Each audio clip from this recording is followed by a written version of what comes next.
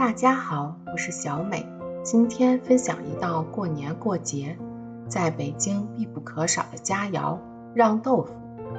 准备适量的五花肉，去皮，切成小块，放入碗中备用。葱切成段备用。姜切成片备用。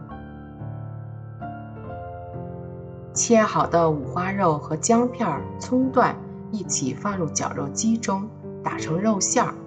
肉馅儿打好后盛出备用。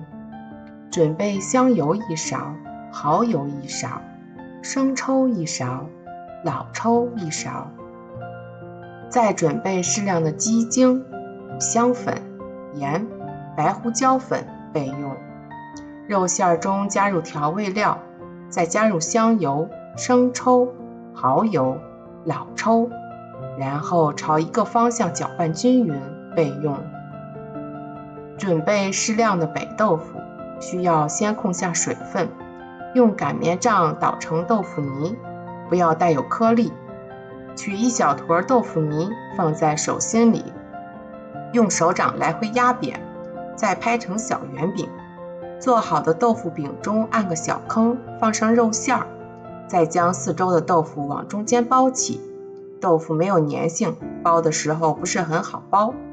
包好的豆腐团子在手里来回的轻轻摔几下，豆腐就会变得光滑结实。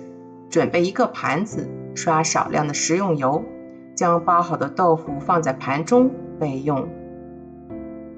平底锅倒油，用刷子刷均匀后烧热，再把做好的让豆腐团子放在锅中，盖上盖子，改小火慢煎。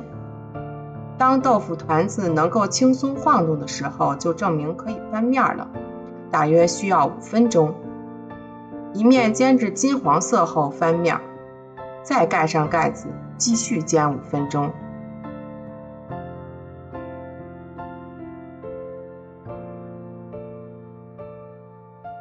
将另一面煎至金黄色即可，全程都是小火，两面煎至金黄色就可以出锅了。